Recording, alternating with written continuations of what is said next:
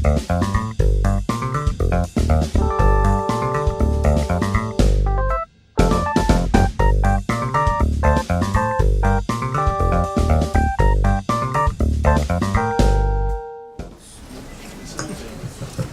noite a todos, boa noite a todas. Vamos dar continuidade à nossa jornada de criminologia crítica. Com muito orgulho que a Escola da Defensoria Pública e o CPEC recebem o professor Nilo Batista. Eu acho que não preciso reproduzir aqui, enfim, não há necessidade de salientar a importância do professor Nilo para a criminologia brasileira, do direito penal brasileiro. Mais uma vez, eu reitero, como eu já conversei, já mencionei hoje de manhã na palestra da professora Vera, que o CPEC, junto com a Escola de Defensoria Pública, eles representam, nesses eventos, um local de discussão crítica. Um local de discussão crítica sobre o sistema punitivo brasileiro. E nada nos honra mais do que receber uma das grandes referências, ou a referência em criminologia crítica no Brasil, o professor Nilo Batista. Antes da gente iniciar a palestra do professor Nilo, gostaria apenas de salientar que o professor titular de Direito Penal da UERJ e da UFRJ, mas a história dele, na verdade, o currículo dele se confunde com a própria história da criminologia brasileira. Eu gostaria de passar a palavra ao Dr. Marcelo Semer para fazer algumas considerações a respeito do CPEC. Boa noite a todos. Queria agradecer a todas e todos, agradecer a presença de vocês nesse evento aqui, em nome do CPEC, e agradecer principalmente a presença do professor Nilo Batista. É um enorme prazer para nós que o senhor tenha aceitado esse encargo, né? O senhor é a professora Vera Malaguti.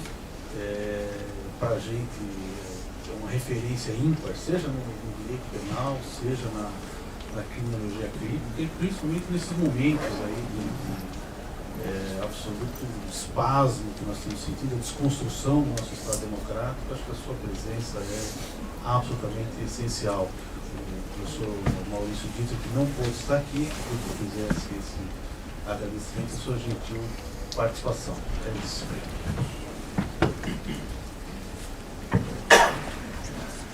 Eu vou só dar um testemunho aqui. A professora Vera de manhã falou que ela era minha mãe acadêmica. O professor Nilo é o meu pai acadêmico. Foi o primeiro a falar para mim que o crime não existe. Isso mudou minha vida completamente. Quando eu li o Introdução Crítica ao Direito Penal, parecia que eu não tinha lido nenhum livro até então. A primeira vez que eu achei que tinha lido realmente alguma coisa na minha vida. E assim, como toda a relação de pai e filho tem seus problemas, ele possui o bigode mais grosso da criminologia, né? Desculpa, Juarez Cirino dos Santos. Então, mas é um bigode stalinista, né? Então, ele stalinista e eu trotskista. Então a gente tem aquele problema de filho, pai, né? Aquela coisa de negar o pai e tal. Mas também me fez virar brisolista apaixonado também. Eu me considero um brisolista. Foi secretário de segurança do Brizola, melhor governo aí que eu acho que essa terra já presenciou. A polícia não subia no morro antes de ligar para ele. Os presídios tinham um orelhão dentro deles para o preso poder se comunicar. Então, assim, brilhante político, brilhante penalista, criminólogo, não tem mais o que falar.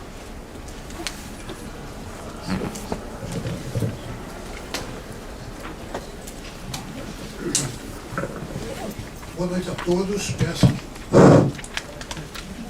que não acreditem nas coisas que foram ditas aqui pela generosidade dos amigos que estão presentes aqui, na pessoa deles, pessoa de informação, eu quero homenagear a Defensoria Pública como uma instância de resistência neste momento em que o fascismo sempre avançou pelo sistema penal. Embora parte das esquerdas não tenha percebido isso, ou tenha estado desatenta para isso, mas a Defensoria Pública é, neste momento, o no cenário brasileiro, esse cenário conturbado, por um desequilíbrio de poderes que tem que ser restaurado. Não há poder com pretensões democráticas que se sustente quando há um desequilíbrio dos poderes. Neste momento é o que está havendo,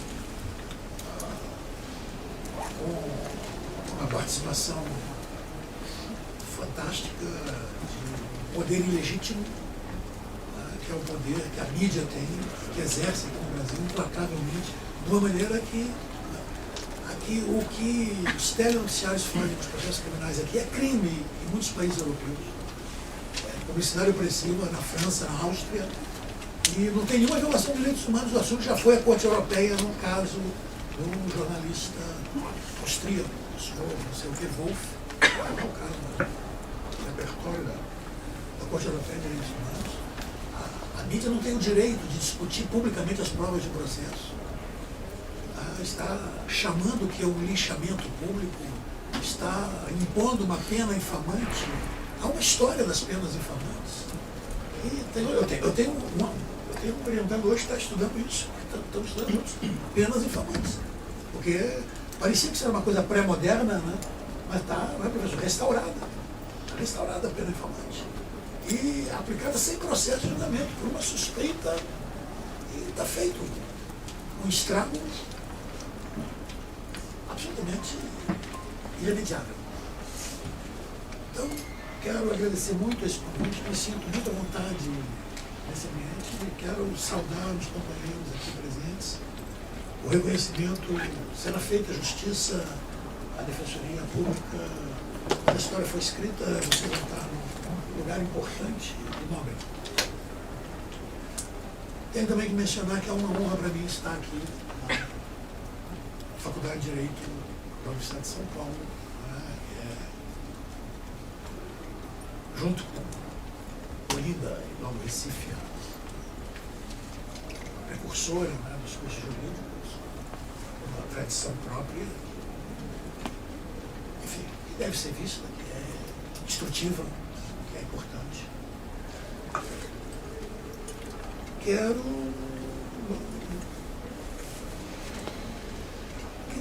Eu tinha que discutir uma coisa aqui preliminarmente, que é o seguinte: Verinha me disse o curso de criminologia. Eu mandei a ementa, o professor Maurício Dieter querido,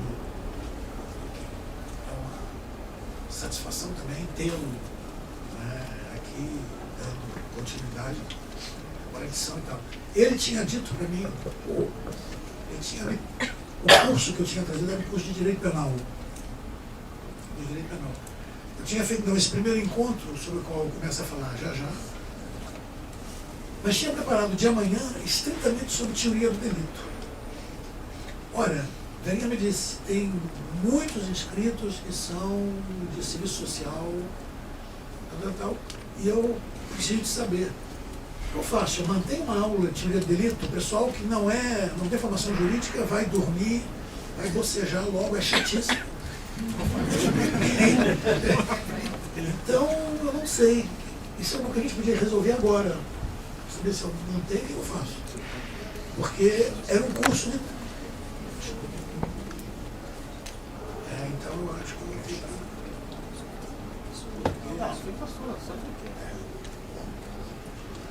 Eu vou fazer então, esse de hoje, que é um pouco mais metodológico, ele não é tão agressivo para quem não tem formação jurídica, é chato. Então esse dá para passar. Esse encontro de hoje.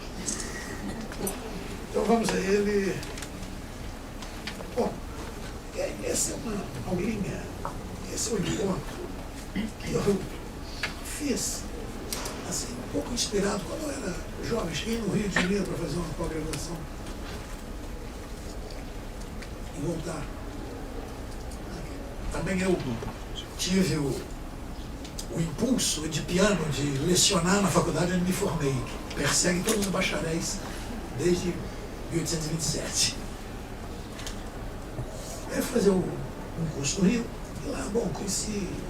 E um dia tinha uma conferência de um professor, está esquecido hoje, chamado Luiz de Recasset Seixas. É um guatemalteco, né, que fez uma certa carreira na Europa, até medicina, um homem culto, um homem que se dedicou a ciências sociais, escreveu um tratado de sociologia em 2 volumes que circulou ali quando o estudo das ciências sociais começou a vir para o hemisfério sul e tal. Era ali, então, na minha, dos anos 50, esse tratado dele. E uma vez ele fez uma conferência, ele era jurista. E, aliás, tinha um livro importante que explica por que ele tinha um livro sobre aquilo que... as estruturas lógico-objetivas, as interdições ontológicas à teorização jurídica.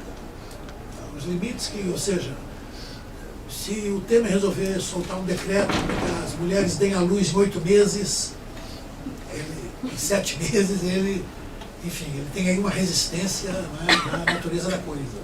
Ele tem um estudo precisamente sobre a natureza da coisa. E, na metade do século também, os juristas alemães, para não terem que discutir o que eles andaram pensando e fazendo nas últimas décadas, no nazismo, e não só os juristas assumidamente nazistas, também os neocantistas, eles só foram discutir teoria do delito.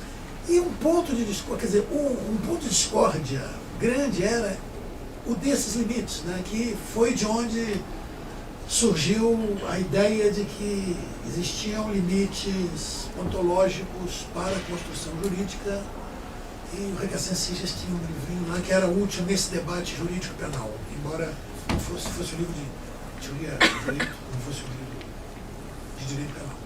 Mas ele fez uma conferência no Rio, foi a única ocasião em que eu vi, chamava Los 10 Errores del Derecho Penal. Chamava-se os 10 erros do direito penal. Eu confesso assim que não era intelectual, era um jurista e tal. Como não era um penalista, a partir de alguns erros eu não achava que eram tão errados assim, e outros eu achava um pouco sonolentos e tal. Mas guardei uma imagem simpática do sujeito que, afinal, ele foi professor, ele foi catedrático na Espanha e teve que sair com franquismo. Não só os espanhóis tiveram que se exilar. Os professores que não eram espanhóis, não sei se ele chegou a pegar a nacionalidade, mas também teve que sair de lá, junto com uma coisa que foi ótima para nós, que deu a sua na Argentina, Manuel de Ribacova, do Chile, Recascencistas, que andou entre o México. Então, eu fiz uma coisinha que naturalmente não são 10, mas são alguns. Como eu achava que era uma espécie de aula de introdução assim, metodológica ao estudo de direito penal, porque foi isso que o professor Maurício Dieter me pediu. Até porque o pouco que eu posso dar, eu não sou um professor, eu sou um amador, um criminólogo amador. Assim,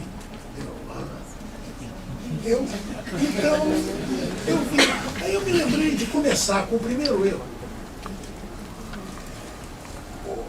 Houve o conceito de obstáculos epistemológicos.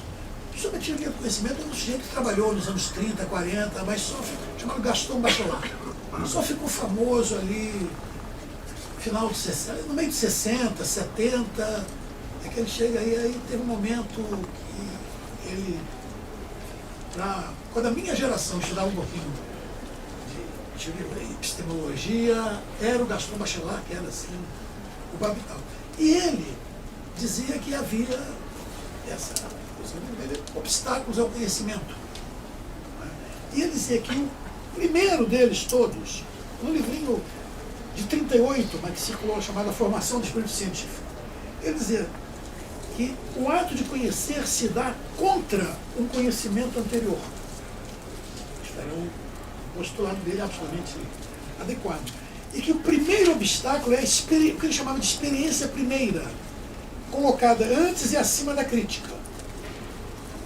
Nessa ocasião ele dizia até que os livros de física, que há meio século são cuidadosamente copiados uns dos outros, e eu pensei nos de direito aqui, né? Há séculos são copiados uns dos outros.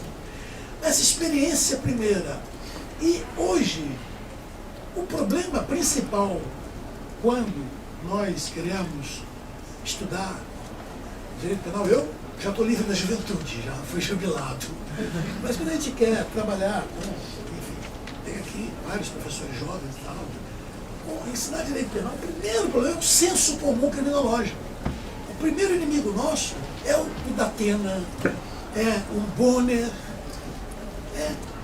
todos eles, o próprio Boechat, meu amigo, o Boechat, sim, um pouco mais esclarecido, sim, porque era filho de uns comunistas, os pais dele eram os comunistas de Niterói, ele era tal, ele era muito mais arejado e tal, mas apesar disso, tem o senso comum. Porque vivemos um momento em que parece que a articulação, a chave mestra da sociabilidade humana é a pena. E que há uma crença na pena, que é uma crença quase religiosa. Ou pelo menos ela deságua. Eu vinha ficar pensando assim, engraçado. No século XVIII, o pensamento político entrou no pensamento jurídico para melhorar um pouco as coisas. E hoje o pensamento jurídico penal mais tacanho, indemonstrado e indemonstrável, penetra no pensamento político para fazer um estrago. Então, esse senso comum criminológico que leva tudo, e ele estabelece assim realmente obstáculos assim que impedem o exemplo, esse senso que a mídia difunde.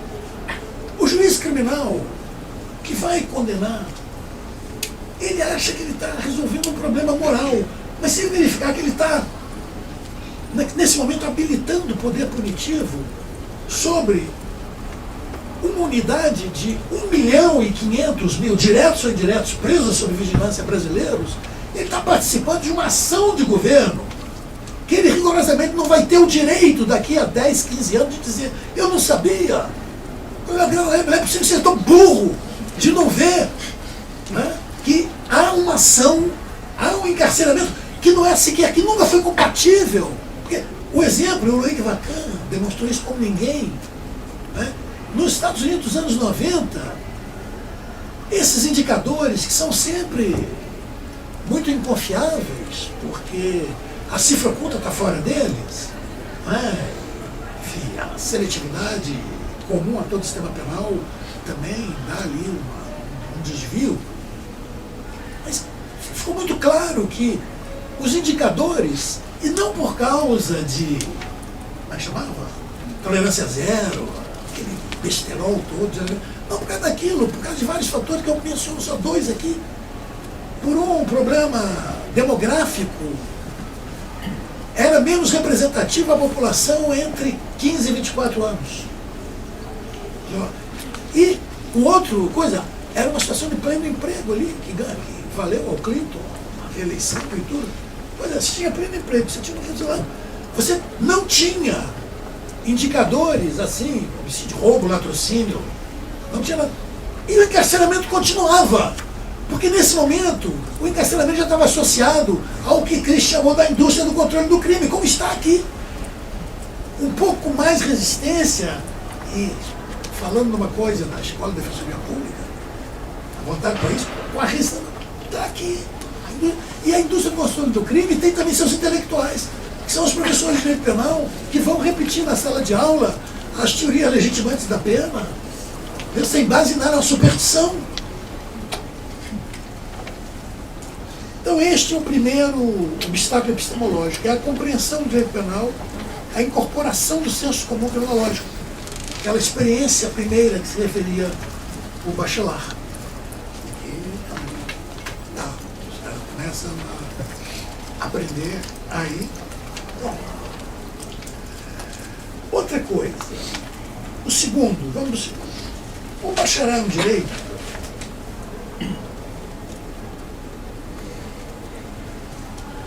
ele, em primeiro lugar, ele procurou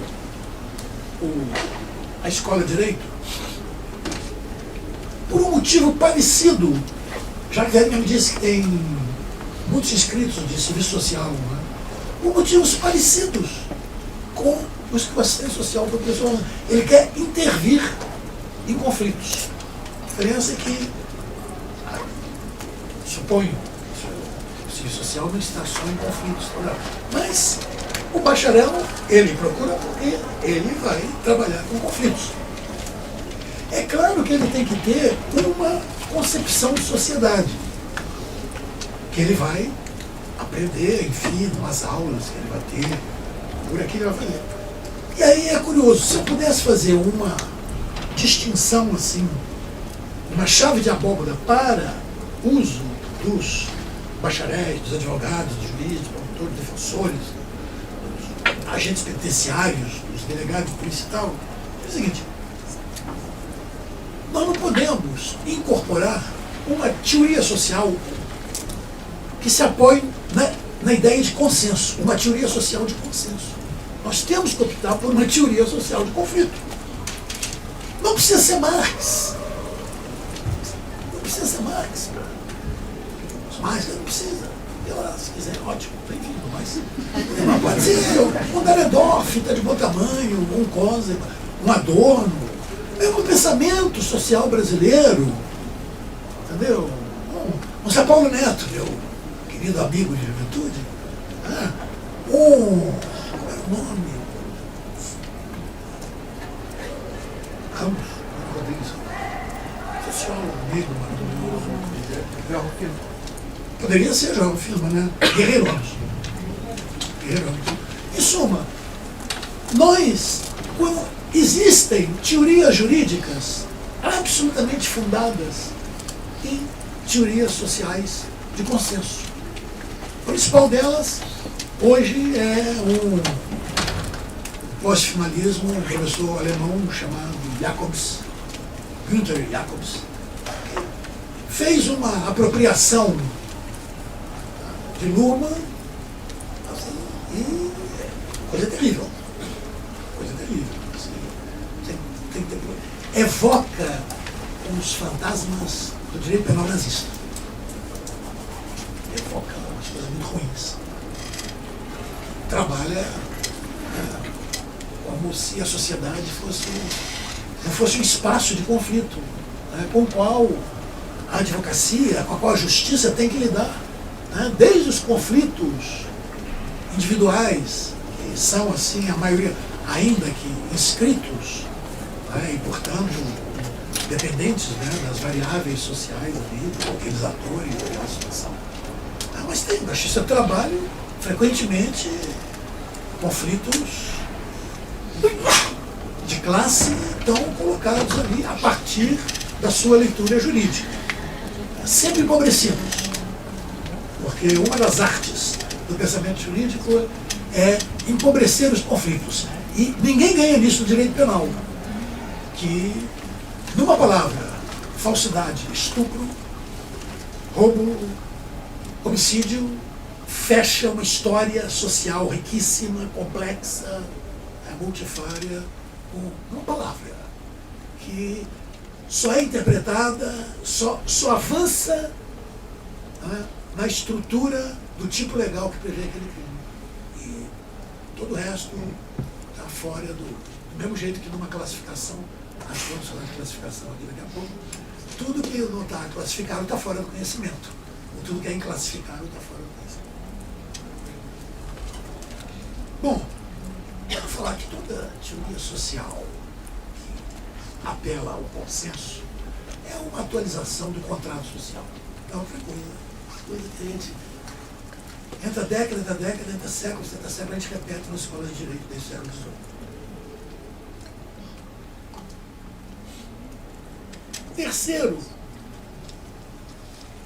A terceira coisa que eu acho que é o ponto é uma certa confusão terminológica, e eu quero propor aqui uma solução. Porque nós temos que designar por esses nomes coisas diferentes. Lei penal é uma coisa, poder punitivo é outra, direito penal é outra, sistema penal é outra. Sem a terminologia, imaginem, quer dizer, vamos ver na coisa prática, né? Como é que fica a Torre de Babel? Imaginem, sem linguagem técnica, uma operação de barriga aberta. Imagine o médico dizendo que naquela piscina não dá menor. Não, aquela outra. O paciente, né, inicia seu rumo ao julgamento sem recurso, enquanto está ali, tem que ter uma terminologia. Então, vamos dizer, direito penal, claro que pode designar a legislação, mas aí é melhor você dizer lei penal, legislação penal, ou se quiserem sofisticar, programação criminalizante, uma referência à legislação penal. Vamos deixar a palavra direito penal para isso que Marcelo Temer pensa quando ele está lá dizendo, como é que eu vou resolver isso aqui? Ele, coitado, aí ele vê gente que pensou sobre aquele problema jurídico, o problema colocado por uma pessoa que quis fazer um aborto com uma substância que era incapaz, uma tentativa inidônea. Pronto, eis um problema de direito penal. Aí infeliz foi fazer um abortamento com um médico não, e foi bater no hospital público, porque teve uma cólica por outro motivo, mas como tal, o guardinha descobriu e está ela lá algemada. Na mesma ocasião em que 50 mulheres de classe média estavam fazendo um aborto numa clínica limpa, coisa e tal, nesse mesmo momento, essa infeliz ali, uma tentativa inidônea. Há um pensamento sobre tentativa que vem, nós aí, desculpem as outras áreas, nós temos aí 2 milênios, mais de 2 milênios de pensamento sobre tentativa. É a acumulação disto, a reciclagem disto, não é? A radicação histórica disso, dos vários momentos desse percurso, isso é direito penal. Direito penal é um saber jurídico penal. É o que nós... É lei penal. Senão... direito penal, o que é direito penal? Direito penal estuda o direito penal. Essa velha coisa que todo mundo... Então, isso é importante. Outra coisa, poder punitivo. Poder punitivo. Houve uma tentativa, numa teoria do absolutismo, uma teoria jurídica do absolutismo, isso fica muito claro. Um absolutista português, Sampaio Souza, escrevendo sobre os poderes do rei de Portugal, os imperantes, na última, no final do século XVIII, porque sabemos que a ilustração ibérica foi reformista, não foi revolucionária, embora a gente, na faculdade de Direito, você mal entrou, vem com Rousseau, mas nós não foi Rousseau, foi Melo Freire. Dá uma lidinha, entendeu? A nossa ilustração foi a nossa história. Não tem como negá-la. Então você pode estudar e coloca lá o poder como o poder do rei. Né? Mas na racionalização jurídica burguesa, depois que a burguesia faz sua revolução, alcança o poder, tá lá, e isso começa a virar um direito do Estado e um direito subjetivo do Estado. Olha, a teoria do direito subjetivo ela é muito boa quando você tem um credor e um devedor individuais frente a frente, aquilo ali onde Pachucanes viu o modelão da coisa e tal. Aí funciona, uma faculdade que você exerce e tal. Mas o juiz está completamente adstrito ao que o direito em sentido objetivo, ao que a lei... O juiz não pode mandar crucificar o ladrão. Ele pode aplicar-lhe uma pena de 1 a 4 anos de reclusão. Está tratando de um furto simples. Então, que direito subjetivo é este que está adstrito rigorosamente ao direito objetivo? Então, não vou aprofundar, digamos, chamar os outros argumentos, mas o que existe é um poder, e foi reconhecido como poder, mas foi também dissimulado como poder. Essa coisa começa com Maquiavel. Quando é fundada a ciência política moderna, que, digamos, afasta a questão do poder da teologia e da moral,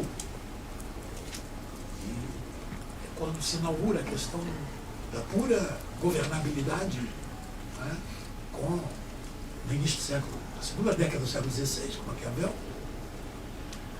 onde entra ali o poder punitivo, isso não fica claro. Por exemplo, nos principados novos por conquista, diz ele, a estirpe do príncipe antigo tem que ser eliminada. Pois bem, como é que você elimina a estirpe do príncipe antigo? Então precisa, pelo menos, de um verdugo. Pelo menos. É de bom tom que tenha um juiz também, ou mais de um, você tem que cumprir ali um ritual que é exatamente a legitimação daquele ato de força.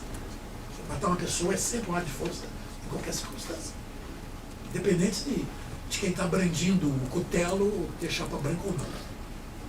E sabemos que onde há escravismo, nosso modo de produção de 120 e poucos anos atrás aqui, sei lá, o poder punitivo tem que estar na mão do branco proprietário. E esse é o nosso problema. Esse é o nosso pecado original. Eu não quero vir para cá. Quero retomar lá de fora. Então ele diz, tem que extirpar. Mas como é que você acaba com a estirpe do príncipe antigo? Você tem que fazer. E que tem um poder drástico, tem uma forma. Que é um poder, não tem dúvida. Há uma passagem de Hobbes que não está no Leviatã, mas está no do Cidadão. Eu me lembro que era no capítulo 6, não lembro, talvez seja 6,6 ou 6,7. Mas eu não sei. Isabel, eles deviam ter aí, deviam me dizer, no tal lugar, não tem não, né? Já não sou eu. Ele diz que, ele chama de poder do gládio, poder punitivo. Nessa passagem ele diz, quem tem esse poder tem o maior poder de todos. Porque pode constranger qualquer pessoa. Está lá, em Hobbes. É um poder. E este poder, ele tem uma relação que pode ser uma relação de facilitação e tal, ou pode ser uma relação de resistência, de controle com o direito penal, com o saber jurídico, que é uma relação milenar. Porque o poder punitivo, claro, não é um fato moderno. O poder punitivo atravessa a antiguidade inteira, né, se expressando de maneiras diferentes, de formas diferentes, e quando você bota a lupa, quando você consegue botar a lupa, você vê logo como ele se vincula à forma, como aquela sociedade se organiza e como a economia se estrutura naquela sociedade, só você olhando que você enxerga. É sempre mais fácil enxergar para trás do que enxergar no momento, mas é uma demonstração um pouco mais complexa. Mas olha um pouquinho para trás, como o modelo.